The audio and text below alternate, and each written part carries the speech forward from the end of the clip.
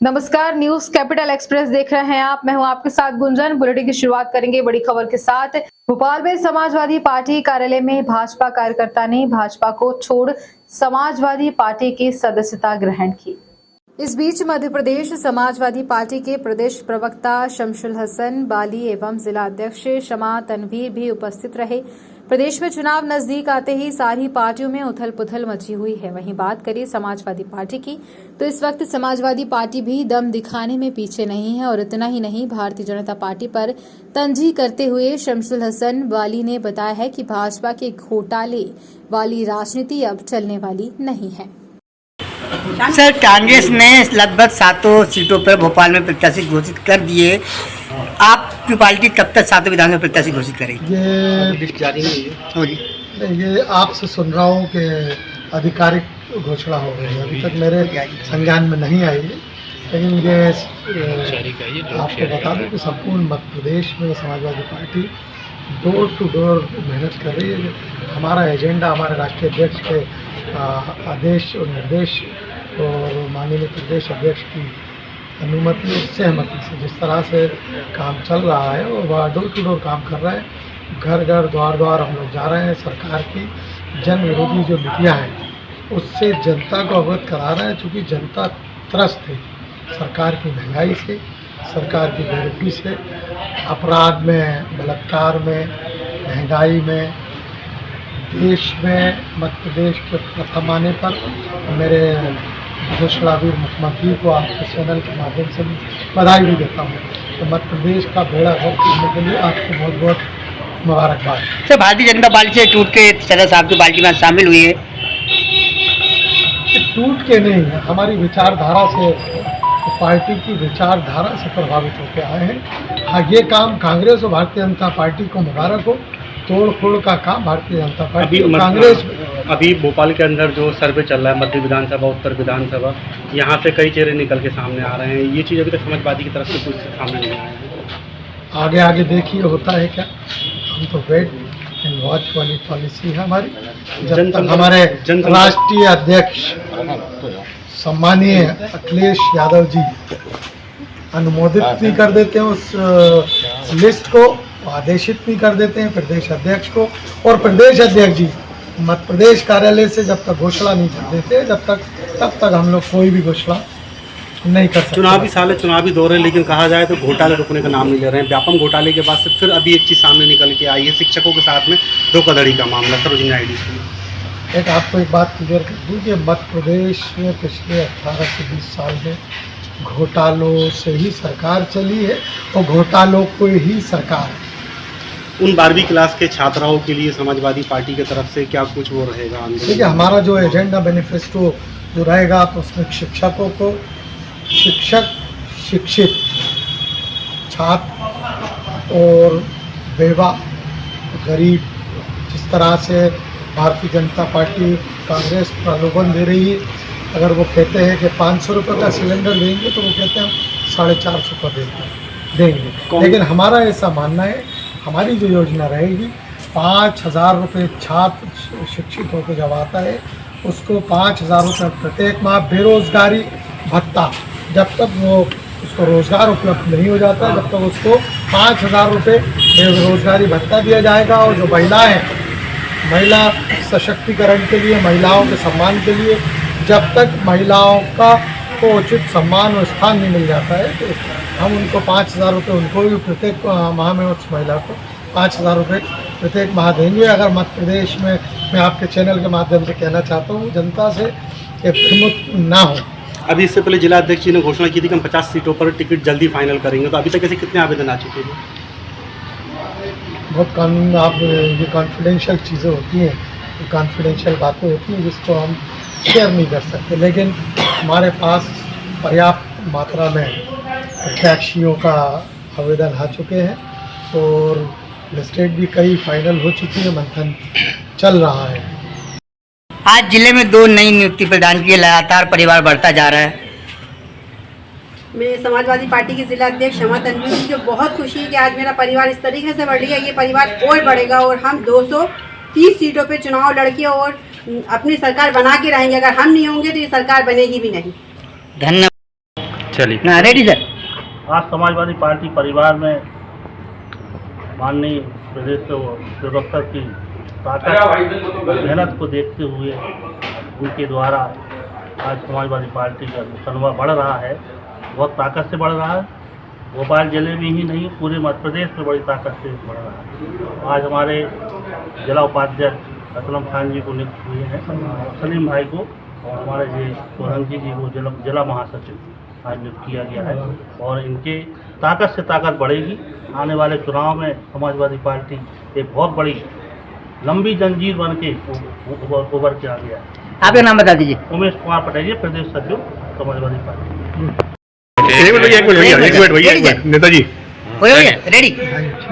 मैं समाजवादी पार्टी अरे शुरू से नाम बताओ पहले। समाजवादी पार्टी मध्य प्रदेश में प्रत्येक जिलों में अपने प्रभारी जिला अध्यक्ष नियुक्त कर चुकी हैं। हर विधानसभाओं पर हम लोग मजबूती से चुनाव लड़ेंगे। एक लिस्ट हमारी घोषित हो गई है, आगामी लिस्ट बहुत जल्दी राष्ट्रीय अध्यक्ष एवं प्रदेश अध्यक्ष की अनुशंसा पर हम लोग जारी करेंगे।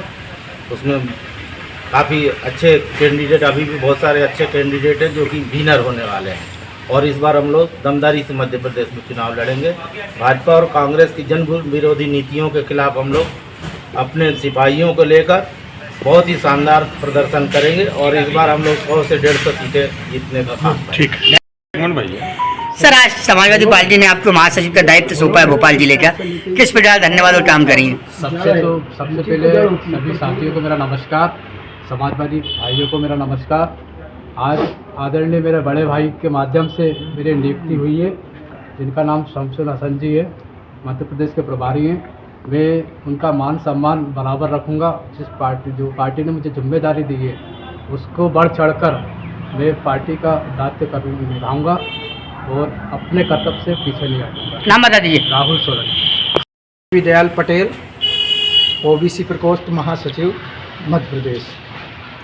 हम यह एजेंडा उठाए हुए हैं कि जो अपनी गरीब जनता है उनके दिलाने के लिए और जगाने के लिए अपन सभी सदस्यों को एकत्रित कर रहे हैं। हमारी पार्टी है जो घर घर जा कर के सभी को बता रही है और जगा रही है कि जो ये अपनी पार्टी है ये बहुत अच्छा काम करेगी, अगले आएगी और प्रदेश में अपना वर्चस्व बढ़ेगा और सदस्य जोड़ने का शीघ्र से शीघ्र काम जारी हो गया है। हमारे श्रीमान प्रवक्ता जी शमसुल जी की शक्ति से अभी 2 अपने नए सदस्य जुड़े हुए हैं, इसी तरह अगले काम करते रहें।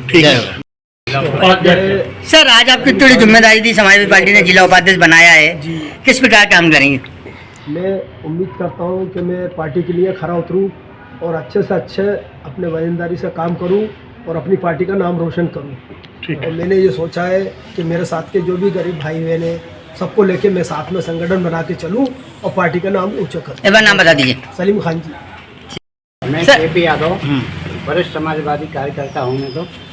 लेकिन आज हमें बड़ी खुशी की बात है कि 2 सदस्य हमें नए मिले हैं। एक सलीम भाई जो बीजेपी से टूट के आए हैं, वो बीजेपी की जो है नीतियों से रुष्ट होकर समाजवादी ने ज्वाइन किए, उनको अच्छा जो है पद दिया गया है और इनको वरिष्ठ जो अधिकारी को द्वारा हमारे प्रवक्ता जी के द्वारा निर्देश दिए गए हैं कि ये वार्ड स्तर से लेके डोर टू डोर काम करेंगे, वार्ड स्तर से सदस्यता करेंगे और अपने जिले में पूर्ण काम करेंगे, अपने वार्ड स्तर से लेके जिले स्तर तक और सदस्यता भी करेंगे। जय हो। जय। कॉन्सेप्ट कोर कमेटी की बैठक दिनांक 1 सितंबर 2023 स्थान LNCT विश्वविद्यालय कोलारूर भोपाल कॉन्फ्रेंस रूम, समय प्रातः 11 बजे प्रेस वार्ता होगी।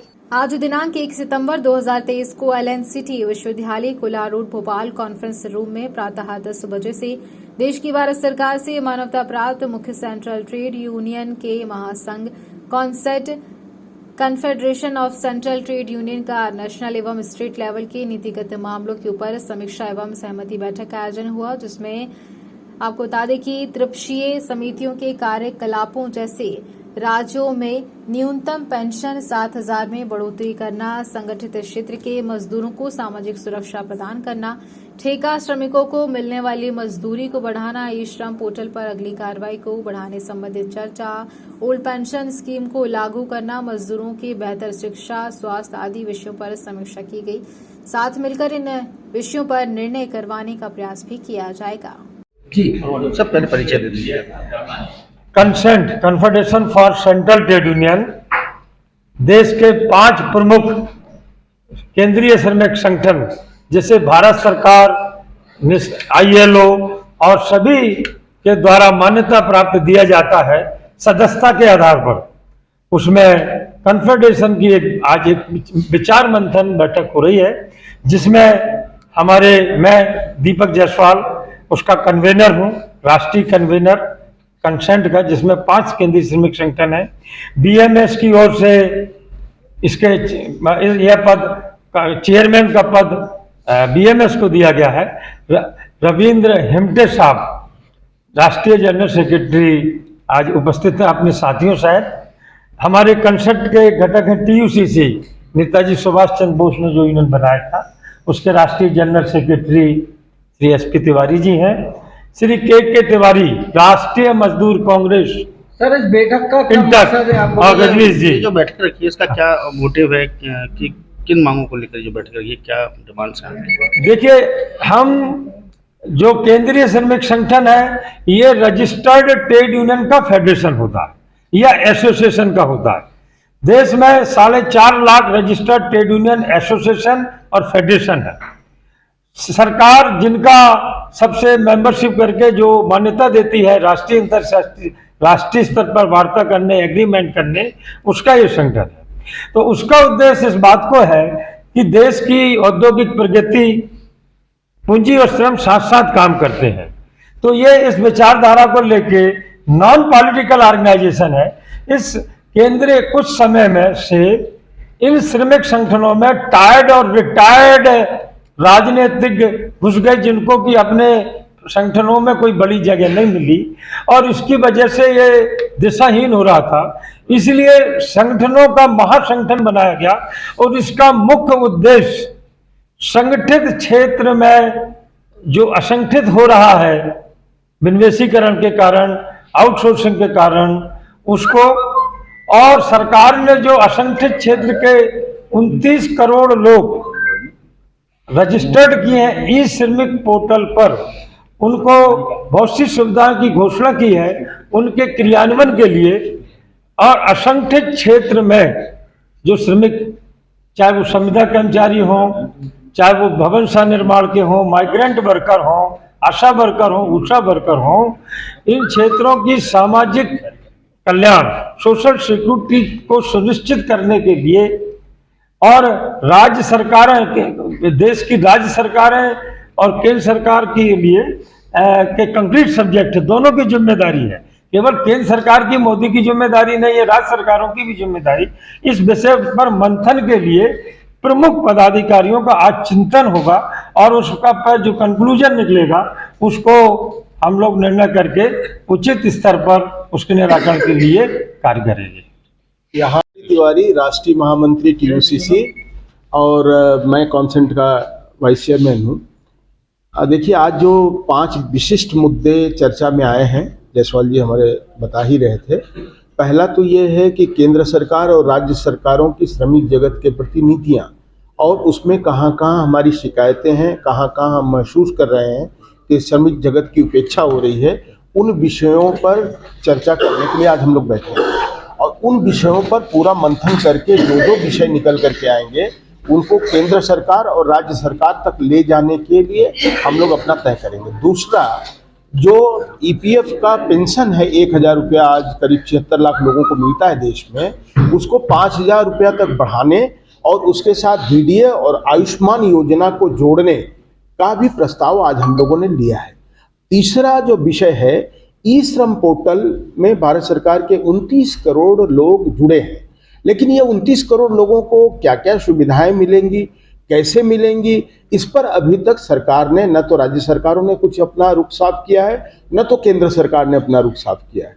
तो इस पर भी हम लोग तय करने के लिए आज बैठे हैं कि इस पर क्या क्या हमें सुविधाएं मिलेंगी, इस पर हम लोग विचार करेंगे। तो ये ओल्ड पेंशन का जो मामला आप देख रहे हैं बहुत चल रहा है, इस पर भी हम लोग बड़ा गंभीर हैं और हमारा ये कहना है कि ओल्ड पेंशन लागू होनी चाहिए, नई पेंशन बंद होनी चाहिए, उसकी जगह पर ये पूरे देश में लागू होनी चाहिए, न केवल कुछ राज्यों में होनी चाहिए। तो ये और आखिरी जो मुद्दा था वो पब्लिक सेक्टर के बारे में है कि सरकार जो मुनाफे वाले पब्लिक सेक्टर्स को विनिवेश कर रही है, इसका हम लोग विरोध करते हैं। हम चाहते हैं कि सरकार जो उद्योग लाभ नहीं कमा रहे हैं, मुनाफा नहीं कमा रहे हैं, उनको सहायता देकर सरकार उनको कैसे फिर से मुनाफे में ले आए, इसके लिए सरकार को एक ठोस कार्य योजना बनानी चाहिए। ये 4-5 विषयों पर आज गंभीर ये भी कहा जाता है कि दिल्ली एकत्रित होगी, अगर हम ये कहते हैं कि राजनीतिक फायदों के लिए संगठन बनाना और उनके साथ राजनीतिक पुजारियों के साथ चलना, ये बाकी संगठनों के माध्यम से आपने देखा होगा कि जो राजनीतिक तौर पर चलती है। ये जो कंसर्न ग्रुप की 5 संगठन है, उनका राजनीति से कोई संबंध नहीं है। यहाँ पर कामगारों के बीच से प्रतिनिधित्व आया हुआ है और कामगारों के बीच काम करता है। आज हम लोग जो निर्णय ले रहे हैं कि संगठनात्मक दृष्टि से यदि हमारे कामगारों के ऊपर कोई अत्याचार होता है, अन्याय होता है, जो आपको हमारे तिवारी जी ने बताया, उसके खिलाफ हम इस वर्ष दिसंबर के पूर्व आंदोलनात्मक कार्रवाई करेंगे। यदि हमारी मांगों के बारे में विचार केंद्र सरकार या और कोई राज्य सरकारें नहीं करती तो हम उस पर निर्णय लेंगे और हमारा ये बड़ी मात्रा में 5 संगठनों का एक संगठित आंदोलन होगा कि जो दिल्ली के साथ साथ भारतवर्ष का संपूर्ण मीडिया देखेगा और मीडिया हमें साथ देगा। इस अपेक्षा के साथ मैं अपने शब्दों को विराम देता हूँ। नगर निगम भोपाल में दुबई में बैठे कर्मचारियों को मिल रही पेमेंट को लेकर नगर निगम अध्यक्ष किशन सूर्यवंशी ने बताया कि मैंने नगर निगम कमिश्नर को निर्देशित किया है कि दुबई में बैठे कर्मचारी की जांच करे, वह कब से पेमेंट ले रहा है और किन अधिकारियों की भूमिका है, उन सब पर अधिकारियों पर कार्रवाई करी। राजधानी भोपाल में नगर निगम का एक मामला सामने आया है जिसमें दुबई में बैठे कर्मचारी को पेमेंट मिल रही है। निगम अध्यक्ष ने कड़ी कार्रवाई की बात कही है। देखिए, जब मेरे संज्ञान में ये विषय आया कि कोई कर्मचारी दुबई में है और यहाँ पर नगर निगम से वो सैलरी पा रहा है, तो आयुक्त नगर निगम भोपाल को मैंने इसके लिए निर्देशित किया कि इस पर सख्त से सख्त कार्रवाई करें। अधिकारी कौन हैं जिनने अनदेखी करते हुए उसको सैलरी लगातार देते गए, उनके भी भूमिका की जांच करें और जो भी दोषी उस पर कार्रवाई की जाए। सर, ऐसे कई कर्मचारी भी हैं कि आज साइन करके चले जाते हैं लेकिन काम नहीं करते हैं। नहीं, देखिए, अगर आवश्यकता लगी तो फिजिकल वेरिफिकेशन भी हम करेंगे। कर्मचारी जो नगर निगम से तनख्वाह पा रहा है उसको नगर निगम का काम करना पड़ेगा। अगर किसी की आदतें पहले से खराब है तो अपनी आदतें ठीक कर ले, और नहीं तो बाहर का रास्ता उनके लिए तैयार है। सर, सभी जकी ने भी आरोप लगाए कि स्पोर्ट्स सेल में भी काफ़ी अनियमितताएं, भ्रष्टाचार है। देखिए, सविता जकी क्या आरोप लगाती है ये बहुत ज़्यादा मैटर नहीं करता है। कभी उनने किसी अच्छे काम के लिए 2 शब्द अच्छे बोले हैं क्या? विपक्ष का काम है वो विरोध करना, वो लगातार अच्छी बात का ही विरोध करते हैं, ये दुर्भाग्यजनक है। लोकायुक्त में जाने की बात कही उन्होंने सर, वो क्या करती है इससे हमें कोई मतलब नहीं है, वो क्या करती है वो उनका विषय है। सर, ये बताओ, ये क्या नगर निगम की अच्छी परंपरा है कि घर बैठ के कर्मचारी तनख्वाह लें? नहीं, ये क्यों हुआ है इसकी जांच कराते हैं और जांच के बाद इसमें जिसने घर बैठे तनख्वाह ली उससे रिकवरी भी होगी और जिन अधिकारियों ने उसको पनाह देने का काम किया उनकी भूमिका की जांच होगी, उनके खिलाफ भी एक्शन लिया जाएगा। 2500 कर्मचारी हैं नगर निगम में जो घर बैठ के तनख्वाह ले रहे हैं। नहीं, ये फिगर कैसे आया कि 2500 बिना काम के तनख्वाह ले रहे हैं? अगर 2500 बिना काम के तनख्वाह ले रहे हैं तो ये मानिए कि 2500 भी बाहर जाएंगे, बिना काम के तनख्वाह कोई नहीं ले पाएगा। जो काम करेगा वही निगम में रहेगा। भाजपा प्रदेश कार्यालय में आज बड़ी बैठक होगी जिसमें उम्मीदवारों के नाम के चयन को लेकर लिस्ट जारी कर सकती है भाजपा। बता दें आपको कि बैठक में बीजेपी के वरिष्ठ नेता उपस्थित रहे और कल से जन आशीर्वाद यात्रा भी शुरू हो रही है, उसको लेकर भी तैयारियां जोरों पर है। विंध्य हो या चंबल, महाकौशल हो या मध्य भारत, मध्य प्रदेश के एक एक पोलिंग बूथ पे और पोलिंग बूथ के अंदर जो मतदाता सूची होती है उसके एक एक पन्ने को भी आधा आधा बांटा मतदान केंद्र समितियों को, और इसलिए तैयारी तो मतदान केंद्र से लेकर के पन्ना प्रमुख से लेकर के और बघेलखंड, बुंदेलखंड, चंबल और आपके महाकौशल और मध्य भारत सभी दूर एक जैसी है और परिणाम भी ठीक है। लोकतंत्र है, विपक्ष होता है और नागपंचमी में वो पहलवान भी लंगोट पूछता है उस दिन कुश्ती वैसे नहीं होती, और हनुमान जी को लंगोट जीतने वाला पहलवान तो चढ़ाता ही है, और जो लड़ता है वो भी चढ़ाता है। और इसलिए वो चाहे हनुमान कहें और चाहे छद्म वेश में मारीच की तरह, काल नेमी की तरह साधु बन के श्री राम कहें, और चाहे हिरण बन के हरे राम कहें, अंत उघरे अंत न होय निभाऊ, काल नेमि जिमि रावण राव। तुलसीदास जी ने लिखा है कि कांग्रेस का अंत पूरी देश में सबके सामने आ चुका है, और इसलिए काट की हांडी बार बार नहीं चढ़ती, वो आरोप पत्र बना रहे हैं। अरे आरोप पत्र किस बात का, जो खुद कटघरे में खड़ा हो, पूरे प्रदेश के किसानों को ठगा हो कर्जा माफी के नाम पर, और पूरे प्रदेश के नौजवानों को बेरोजगारी का भत्ता देंगे, एक को भी नहीं दिया, 1 रुपए भी। और आज शिवराज सिंह जी मैंने एक अद्भुत सोच कि यदि हम लोगों को हुनर दे देते हैं, यदि हम इन 10 उंगलियों में काम उसको सिखा देते हैं, तो निश्चित रूप से वो कहीं भी रहेगा, अपने परिवार का भरण पोषण कर लेगा। देखिए क्या क्या होता है, आप समाचार सब देते हैं, और इसलिए ये समाचार जो आपको अगर उनने दिया हो तो उन्हीं से पूछिए। मैं तो इतने ही जानता हूँ कि हम सब एक हैं, और विंध्य क्षेत्र के अंदर नहीं, पूरे देश के अंदर प्रधानमंत्री जी ने जो देश को नई दिशा दी है, प्रधानमंत्री ने जिस ढंग से, एक कांग्रेस थी, आसमान में भी उस भ्रष्टाचार था, खेल के मैदान में भी भ्रष्टाचार था, और जमीन के नीचे खदान में भी, कोयले की सुरंग में भी भ्रष्टाचार था। और एक प्रधानमंत्री नरेंद्र मोदी है कि आसमान में चंद्रयान है, L1 सूर्य ग्रह में जाने वाला है, दुनिया में जय जयकारे भारत माता के लग रहे हैं, और गरीब खुशहाल है, उसको नया विश्वास, नई आशा जीवन जीने की मिली है, वो नाम है बीजेपी और नरेंद्र मोदी। सर क्या रहा है वो इस बार चुनावों में रहेगा, क्योंकि विंध्य प्रदेश की बातें बहुत तेजी से हो रही है, आपको क्या लगता है? मैं सोच रहा हूँ कि ख्याली पुलाव है, और कई बार तरह तरह की बातें चिंतन मनन में आती हैं, और वो बातें, विंध्य प्रदेश का मुद्दा मध्य प्रदेश का है ही नहीं। इसे जो भी करेगी, जब करेगी, चाहे किसी भी प्रदेश का, विंध्य प्रदेश के तो कोई मुद्दा नहीं। वर्तमान सरकार समूचे प्रदेश के अंदर विकास कर रही है, और इसमें तो कोई मुद्दा नहीं। अभी भी राजेंद्र जी शुक्ल को मंत्री बनाया है, पहले से मीना सिंह जी वहाँ मंत्री हैं, पहले से बिसाहू लाल जी वहाँ मंत्री हैं, और इस नाते ये कोई विशेष मुद्दा नहीं है। विकास पूरे मध्य प्रदेश का बीमारू से और विकसित प्रदेश बनाने का हो। बीजेपी ने जारी करे लगभग 39 प्रत्याशियों की सूची जारी की, लगातार बैठकें हो रही हैं, दूसरी सूची कब तक जारी होगी, लगभग कितने प्रत्याशियों की संभावित सूची जो है वो जारी हो सकती है? देखिए, कांग्रेस शुरू से दावा कर रही थी कि हम 6 महीने पहले प्रत्याशी घोषित करेंगे, हमारी सूची कंप्लीट है, हमारे नाम कंप्लीट है, और वो उनकी स्थिति सामने आ गई। उनकी तो अभी बैठकें प्रारंभ नहीं, उनके प्रभारी अभी मध्य प्रदेश नहीं आए। भाजपा ने पहले 39 प्रत्याशी की सूची भी जारी कर दी, अगली जो बची सूची है उसके ऊपर भी हमारी पूरी तैयारी है, पूरे नाम तय हो चुके हैं, समय आने पर उसको भी हम जारी करते रहेंगे, हमारी सूची आती रहेगी, लेकिन यह तय कि कांग्रेस से पहले हमारी सूची जारी होगी। 21 लाख रुपए की ठगी करने वाले फरार आरोपी को थाना क्राइम ब्रांच भोपाल ने चेन्नई एयरपोर्ट राज्य तमिलनाडु से गिरफ्तार किया है। आरोपी द्वारा अपनी नासमझ पुत्री के नाम पर दस्तावेज तैयार कर षड्यंत्र पूर्वक फरियादी को सस्ता ऑयल बेचने के नाम पर लाखों की धोखाधड़ी।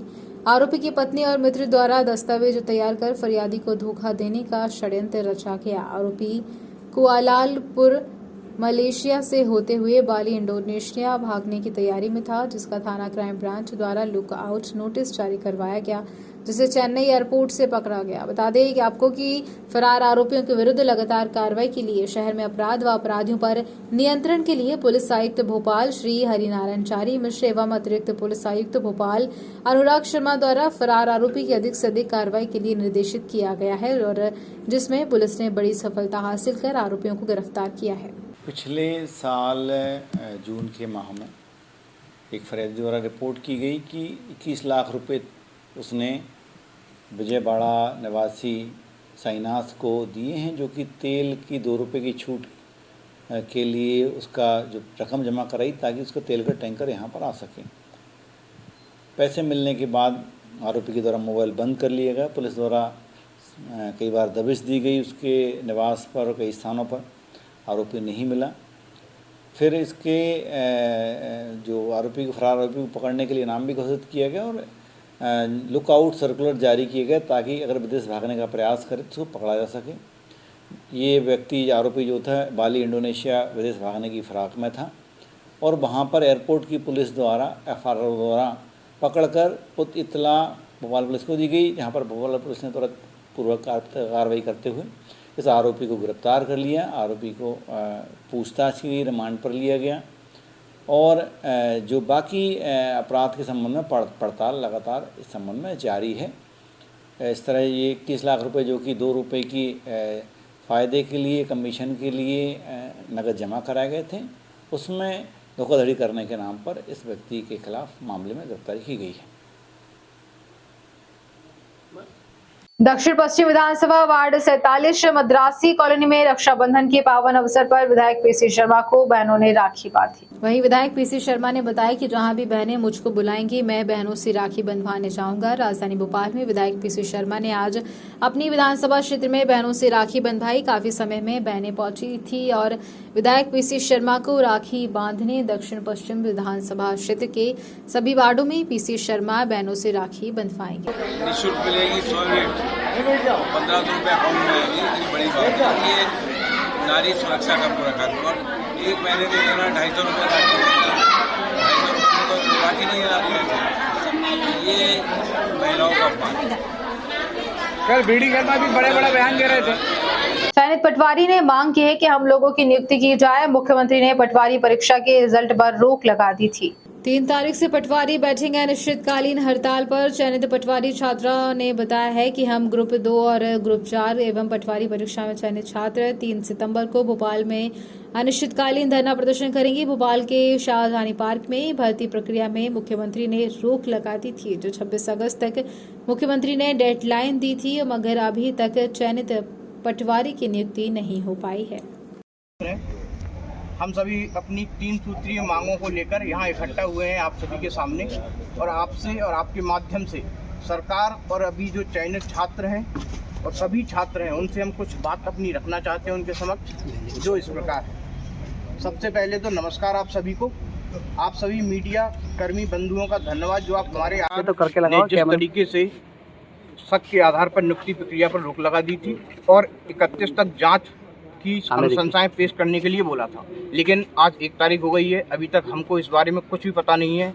तो हम अपनी भर्ती प्रक्रिया को चालू कराने को लेकर 3 तारीख से शाहजहानी पार्क में उपस्थित हो रहे हैं, धरना प्रदर्शन करेंगे अनिश्चितकालीन। हमारा सभी साथियों से ये अनुरोध है कि 3 को हमारे पास आएँ शाहजहानी पार्क में और हमारा समर्थन करें, जिससे कि हमको हमारी नियुक्ति प्रक्रिया जल्द से जल्द चालू हो सके। भोपाल से खबर है, जहाँ पर भोपाल के मंगलवारा क्षेत्र में किन्नरों ने भुजरिया निकाली। जी हाँ, डीजे की धुन पर नाचते गाते हुए पारंपरिक जुलूस निकाला गया। हर साल बड़ी उत्साह और उमंग से निकलते हैं भुजरिया पर्व पर विशाल जुलूस। शीतल दास की बगिया पर भुजरियों को जल में प्रवाह किया किन्नरों ने। इसके कारण